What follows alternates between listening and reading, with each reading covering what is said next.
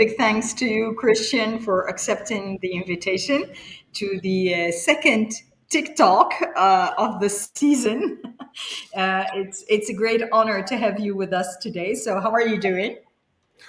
I'm very fine, but thanks so much for having me and understanding that I'm only the second one doing this. I'm very honored and doing very fun and very much looking forward talking to you, Anna.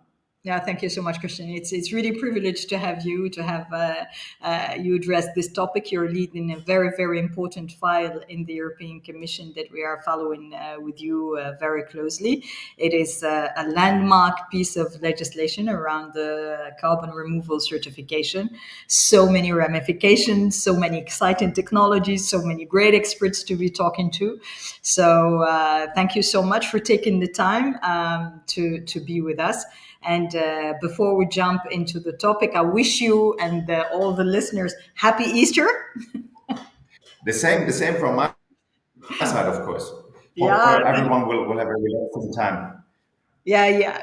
I know you told me that you are in Austria. Are Yeah. you benefiting from any shiny, nice weather? It's currently there's a bit of sun, but it's freezing cold, so it's like around zero degrees. Well, yeah, you left basically the same weather in Belgium. A lot of sun, but really freezing. It's incredible for a month of April where we have to get the coats back out and Yeah, yeah, so very much freezing so, is. very much so. All right, so I welcome all the participants that are following us live to this second TikTok today with our guest, Christian Holzleitner. Very short, brief introduction about Christian, and we're not going to do him justice, obviously. He is currently the head of unit responsible for land economy and carbon removals at the European Commission's Directorate General for Climate Action. Previously, Christian, you worked as a head of unit for finance for innovation and land use, and you were assistant to the Director General for Climate Action, covering all issues related to EU and international climate policy. You were also at the Director General for Competition in the area of state and for services of general economic interest in the postal transport and health sector.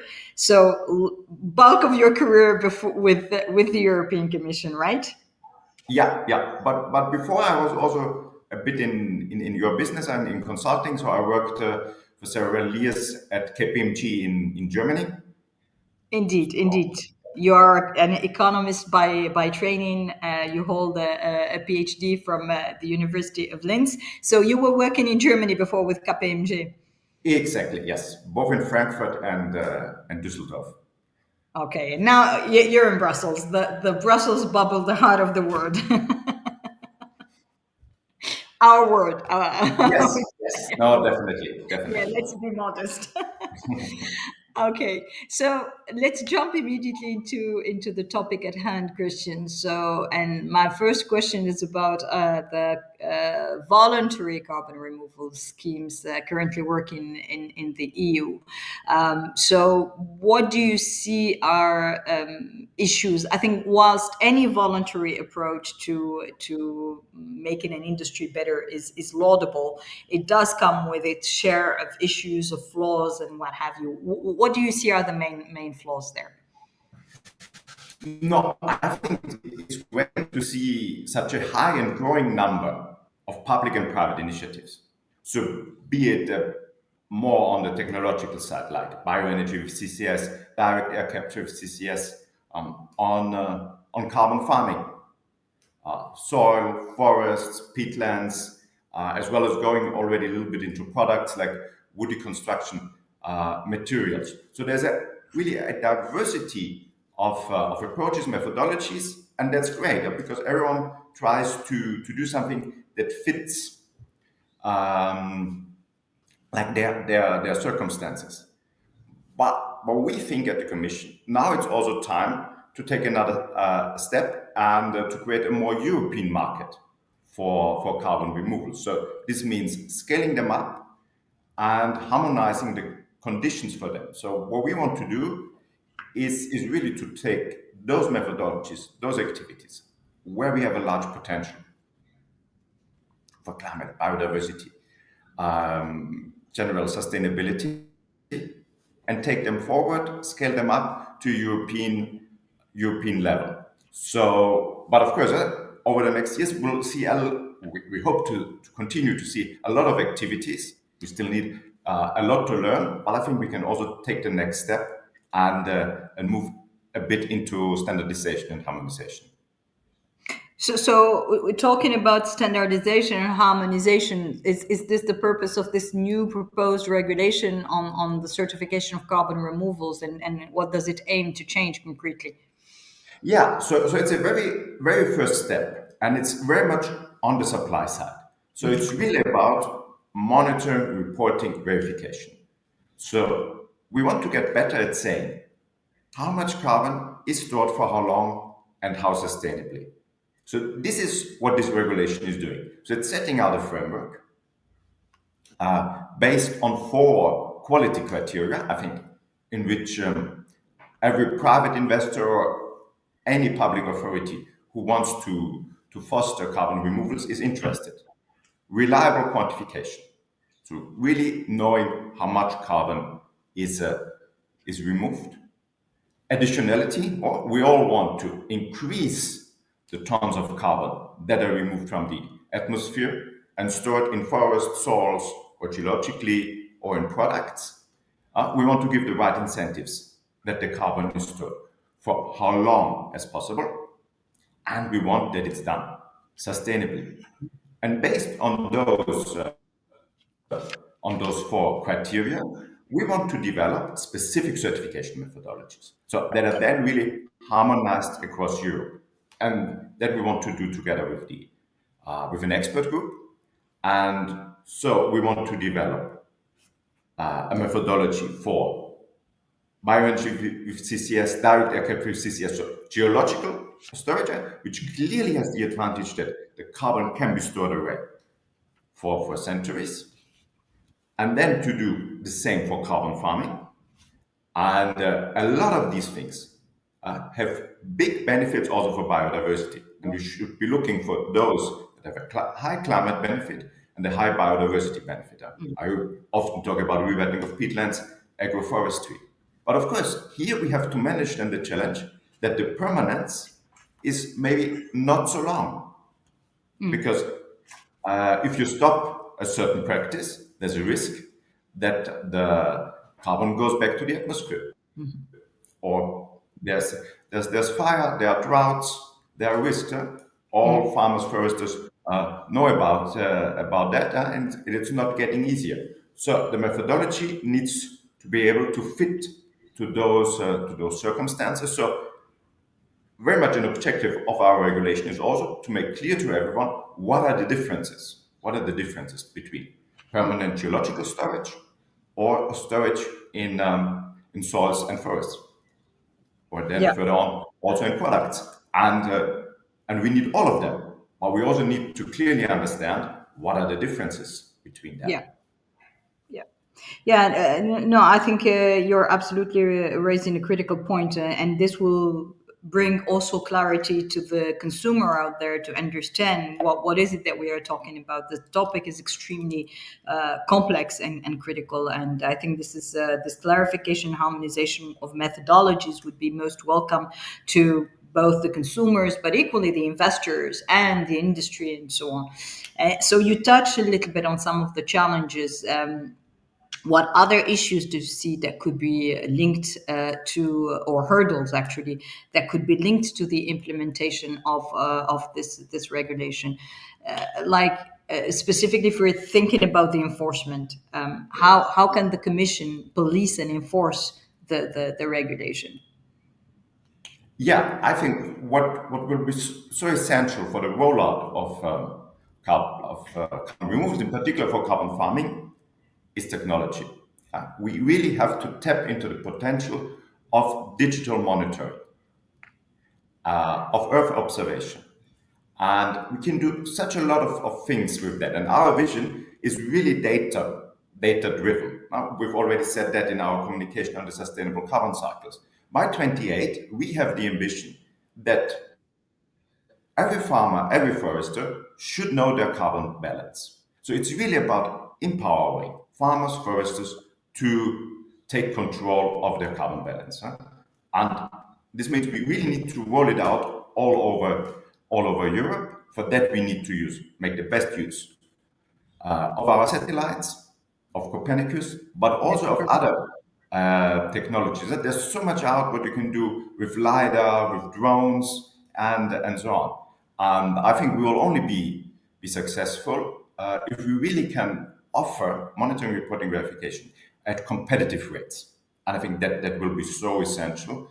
And I think the other thing, what will be essential, is, of course, the advice giving to farmers and foresters, and also building very much on existing monitoring, reporting, and verification infrastructure, if I may say so. I mean, we have a lot of experience on the certification, be it from sustainable bioenergy, be it from organic farming. So, and I would hope that a lot of the certification schemes, a lot of the verifiers that are already active in these areas will also be interested in taking on this quantification of the carbon removals, of the carbon stored. So we really want to build on existing processes. So this is why our regulation is also very much inspired by what we've been doing under organic farming, under the certification of sustainable bioenergy, also in terms of the words, methodologies that we use there, so that we can get into a quick rollout. And I mean, the whole carbon emission issue is not a European issue per se. It's a global issue. And when you're talking about monitoring, when you're talking about using Copernicus and satellites and drones and so on, do you foresee as well international cooperation? Because clearly this is a piece of legislation that's going to have a spillover on other parts of the world. Do you foresee cooperation at the international level? Yeah, I mean, I know our colleagues like in the UK, in the US, are also very much looking into carbon removals now. I mean, it's not a surprise after the IPCC reports have given now so much prominence to that topic. But let me say, in the first place, what we are doing now is developing a methodology that fits Europe.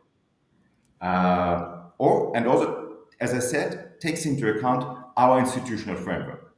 So, for example, if we talk about bioenergy with CCS, direct air capture with CCS, we can rely a lot on the CCS directive, so on the directive for carbon capture and storage, in terms of the liability rules, in terms of the monitoring rules. So that there will be the same rules, irrespective of whether fossil carbon is stored in an empty gas field of the North Sea, or non-fossil carbon, biogenic carbon, or carbon captured directly from the air. So that's something important for us. If we talk about like baselines, additionality in carbon farming, it's important to take into account what also happens under the common agricultural policy. What is the interplay between private financing, public financing? So there will be parts of our framework that will be very specific to Europe. But of course, as things develop, it will international cooperation will become more important. I think also then when you take like the food value chain, you'll have food produced in Europe where companies may want to make a claim this is climate neutral, but then you will also have imports. So how do you Yeah. compare the two of them?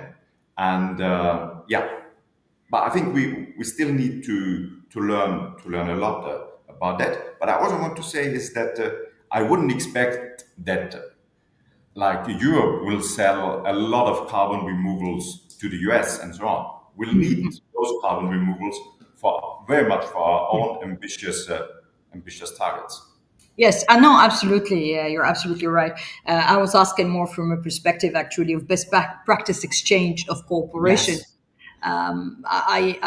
We have, as you know, we have presence in India. We're based in New Delhi, in Gurgaon, and I go regularly. And there's this period of time, I think it's around September, when they burn all the bio waste, and they Mm. generate so much, well, CO2 and dioxins and what have you, and the air is absolutely unbreathable. And this is exactly where you think, okay, well, there are very, very healthy solutions that could be what we call win-win, really win-win, Yeah. where you can generate a revenue stream for the farmers and lift a fraction of the population from poverty and solve a huge issue related to huge environmental impact and health impact.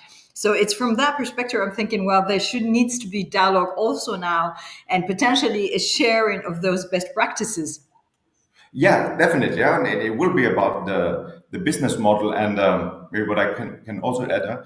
We're also very keen to look at like the GHG protocol Yeah. and the science-based target initiative and what these guys are doing, and building on it because it must fit. It must fit together. It must fit into the rules for this corporate sustainability reporting, Yes. which can all be Yes. very important levers to to get more carbon removals into to the value chain to make investors and and consumers more aware of how you can clean up your value chain, and of course, as you say, that can have such large benefits, and also for the local economies, for the rural economies, be it in Yes. Europe, be it outside Europe, because we are trying to build a new business model. But in the same way, it's also interesting to see the business model on the technological side. So how companies are thinking, how they integrate direct air capture into their value chain, how they could produce like heat from bioenergy in a way that in the end is not is even positive for the climate, because you Yeah. within that process you can take the CO2 out of the atmosphere. So I'm very excited to see what happens within the value chains, and yeah, and I think their carbon removals can be a great way for companies to clean up their value chains. Yeah, you're absolutely right. I think this is one door towards a sort of a global harmonization, because if multinationals are involved, that's going to be indeed the way to make sure that the spillover on other non-EU jurisdictions and the sharing of these best practices is happening. So on what is the reaction of the industry?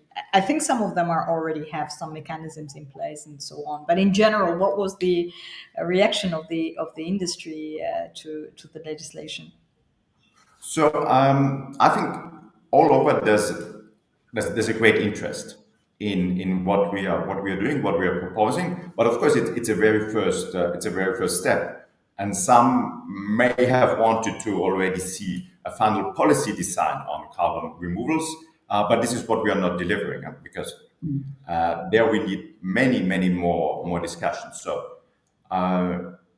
With regard to the co-legislators, so if you look at Parliament and Council, I'm very happy to see that the idea of our proposal is to focus first on the monitoring, reporting, verification. So the first, very much focus on the supply side of the carbon removals is gaining traction. And then, of course, there will be, and there has to be, a very big discussion about how will we finance those carbon removals in the future. Yeah. Which kind of claims can you make with those carbon removals? And so the Commission has come out with the proposal for the green claims. And I think the green claims is the perfect place to discuss to which extent can carbon removals be used for companies that want to make a claim about climate neutrality of their products or not. Very different views out there from NGOs, from industry, Yes. and a very interesting debate to come. In the same way, we need to discuss how will our post 2030 policy look like? How many carbon removals do we want to have in our 2040 target, for example? And we've just come out with a public consultation on how to design our 2040 climate target. You know, in 2030 we have the minus 55% target. In 2050 we want to be climate neutral. So where do we put the 2040 target? And I think if you look at our public consultation, you'll see some questions there that can already help the debate on what will be the future role of carbon removals in our climate policy after 2030. So we can also start that very important discussion. How do we want to finance carbon removals in the longer term? Yeah, I mean, it's exciting times, I have to say, and the European Commission indeed has been churning out pieces of legislations under the Green Deal, but they are all connected, and the overall picture makes a lot of sense. The team is actually telling me that we have an issue with the technology. It seems that the Vimeo and LinkedIn are not talking to each other. So while I thought that we were live, we're not. So glad we are being recorded. So this is going to be uploaded Okay, on good. the. I was surprised that I didn't see any questions popping up, and I Oh, get the. okay. Okay. Yeah. So there seems to be an issue between LinkedIn and Vimeo. The one is probably on Easter holidays, and the other is still working. So, but this gives me Yeah, a bit maybe more a bit time. of an egg hunt situation. Yes. Yes. Well, we might be hacked. Too much interest on what we're going to say, Christian. So, um, Ah, yeah, of course. So one last question from me, and what we will do when we upload the interview is we will apologize to the audience and ask if people have any questions with your agreements. Then we can forward them to you, Christian. yeah, sure. So my last question was actually about the next steps related to the Yeah, legislation. Now that it's going to go into the hands of co-legislators once it's evolved to that stage, Parliament and Council and so on. What are the main concerns that you might have? as I've already said before, I'm very happy about both discussions in Council and Parliament. They are very constructive. They are focusing on these issues that we've put forward around monitoring, reporting, verification, around the quality criteria. And of course, we are doing it the first time. So this is a completely new written text of legislation. So there are, of course, a lot of options how to improve it, how to clarify it. And I think we are having a good discussion there. I would very much hope that we can finish under this mandate so that we are then also really ready uh, Yeah, towards the next discussions yeah, yeah. under the new commission. So how do we take it further after 2030? So I'm also happy to see that I think there is an understanding on how our regulation fits with the other pieces of like green claims, the corporate sustainability directive. That will be the places to discuss how can those carbon removals be used in claims that companies Yes, are making.